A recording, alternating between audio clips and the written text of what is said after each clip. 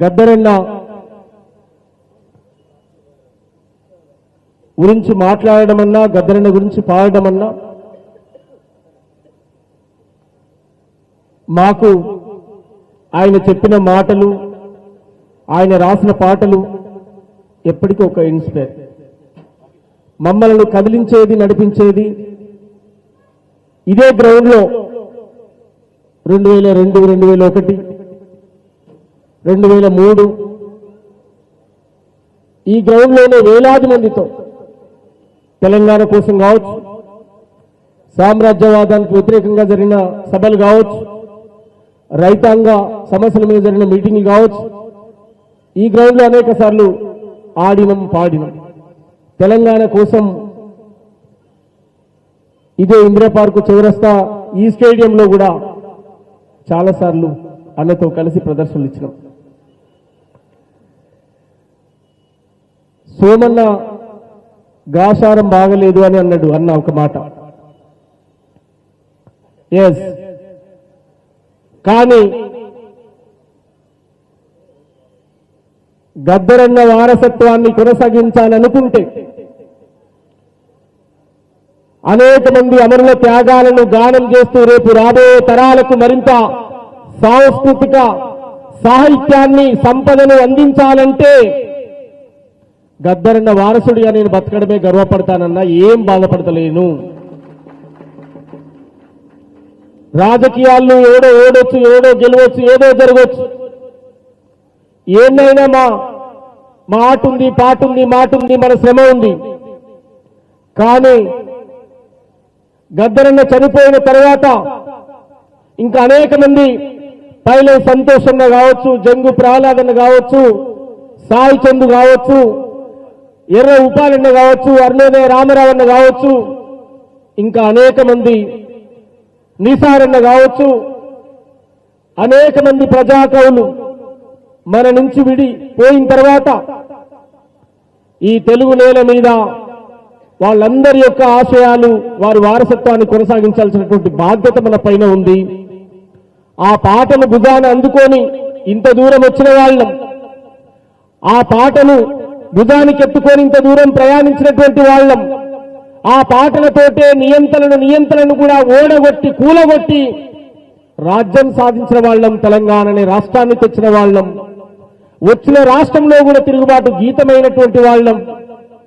అందువల్ల ఇవాళ కూడా ప్రజాకవుల యొక్క వారసత్వాన్ని కొనసాగిద్దాం తప్ప ఎవరో గెలిస్తే ఎగిరి సంబరపడేది లేదు, ఎవరో ఓడిపోతే మనం బాధపడేది లేదు.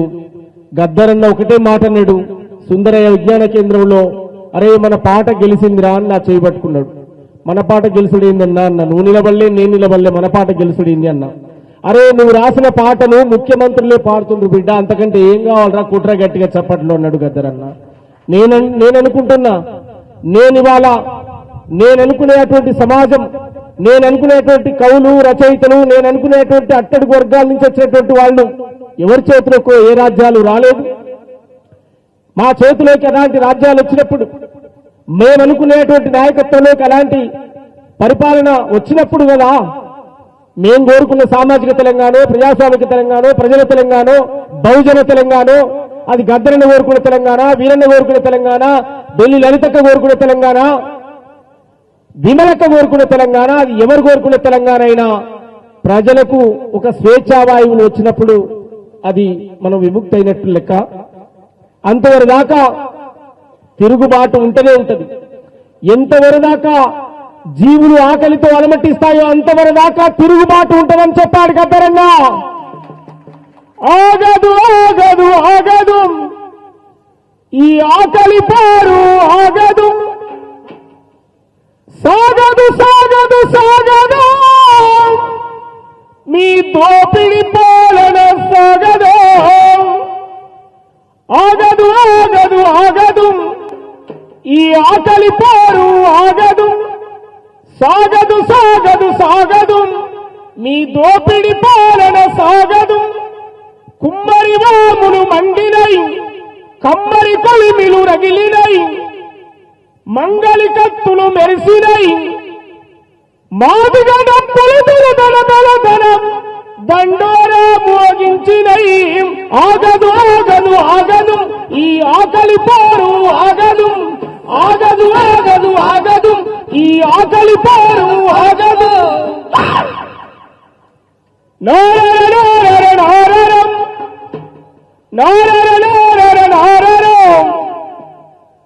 అట్లా ఆయన నేర్పినటువంటి ధిక్కార స్వరాలు, ఆయన నేర్పినటువంటి పాటలు, ఆయన చూపినటువంటి పాటలు ఖచ్చితంగా కొనసాగిస్తాం.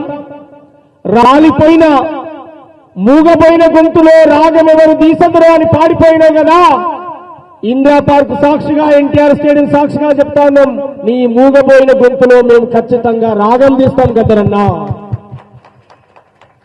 పలిగిపోయిన డప్పులో నాదం ఎవరేస్తామని చెప్పి పాడిపోయినావు కదా, పలిగిపోయిన డప్పును మళ్ళీ మూయిస్తాం, మళ్ళీ వాయిస్తాం, ఖచ్చితంగా చౌరస్తాలో నిలబడి నీ గొంతును వినిపిస్తాం. నీకుందేమో చావు తప్ప నీ పాటకు లేదు, నీ బాటకు లేదు, నీ మాటకు లేదు. నువ్వు నేర్పిన మాటలు, నువ్వు అందించిన స్ఫూర్తి ఎప్పటికీ మా నరనరాన మెదులుతూనే ఉంటది. రాజకీయాలు ఏమైనా రాని, ఏమైనా పోని, తెలుగు నేల మీద గద్దరనే పదం, గద్దరనేటువంటి ఒక శబ్దం ఎప్పటికీ అది సజీవంగా ఈ భూమి ఆకాశం ఉన్నంత కాలం పదిలంగా ఉంటది. గద్దరన్న మా ఊపిరున్నంత వరకు నీ ఆట పాట మాట కొనసాగిస్తామని చెప్పి మరొకసారి గుర్తు చేస్తూ, ఇంత మహోత్తరమైన కార్యక్రమాన్ని ఏర్పాటు చేసినటువంటి పెద్దలకు మరొకసారి గట్టిగా చప్పట్లతో మనందరం కూడా హృదయపూర్వకంగా ఉద్యమ వందనాలు తెలియజేస్తాం. గూడ అంజనను కూడా గుర్తు చేసుకున్నాం. బెల్లంపల్లిలో గద్దరన్న బతికే ఉన్నాడు, గద్దరన్న వచ్చాడు.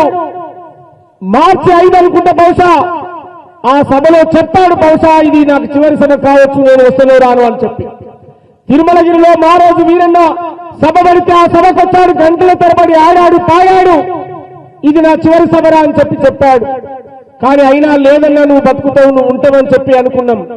మనిషే కనపడతలేడు, మనిషే కనపడుతున్నాడు కానీ చుట్టూ తన సాహిత్యం, తన ఆట పాట మాట అవి ఎప్పటికీ మన చెవుల్లో మారుమోగుతూనే ఉంటాయి. ఎప్పటికి కూడా గద్దరన్న పేరు పదిలంగా ఉంటది. ఈ మధ్యకాలంలో విగ్రహాలు పెట్టారు, చాలా సంతోషపడ్డాం. ఈ మధ్యకాలంలో గద్దర్ అన్న పేరుతో అవార్డులను ప్రకటించారు, చాలా సంతోషపడుతున్నాం. ఈ మధ్యకాలంలో జయ జయ హే తెలంగాణ జననీ జయ కేత్రం అనే పాటకు ఇవాళ తెలంగాణ జాతీయ గీతంగా ప్రకటించడం జరిగింది. చాలా సంతోషం, గట్టిగా చప్పట్లతో వందనాలు తెలియజేద్దాం. నేను ఇవాళ అది గుర్తు చేస్తా ఉన్న తెలంగాణ అస్తిత్వాన్ని, తెలంగాణ మాట పాట మాట కోట్లాది మంది కదిలించేటువంటి కలయికను ఎవడు మర్చిపోయినా చరిత్రలో కాలగర్భంలో కలిసిపోతారు. ఏ పాటనైతే నువ్వు గుండెల కట్టుకుంటావో ఆ పాట నిన్ను కాపాడుతుందని చెప్పి మరొకసారి కూడా గుర్తు చేస్తూ ఈ కార్యక్రమాన్ని నిర్వహించినటువంటి మిత్రులకు మరొకసారి ధన్యవాదాలు తెలియజేస్తూ, మా పసునూరన్న ఆధ్వర్యంలో మరొకసారి అద్భుతంగా గద్దరన్న కోసం, ఈ మహాకవులందరి కోసం స్మరిస్తూ ఓ కార్యక్రమాన్ని కూడా ఏర్పాటు చేసుకున్నాము. దానికి పూర్తి సమయంగా అందరం కూడా ఉండి విజయవంతం చేద్దామని చెప్పి మరొకసారి తెలియజేస్తూ, త్వరలో నేను రాసిన పాటను కూడా గద్దరన్న పాటను మరి ఆవిష్కరించబోతున్నానని చెప్పి తెలియజేస్తూ, థ్యాంక్ యూ, అవకాశం ఇచ్చినందుకు మీ అందరికీ.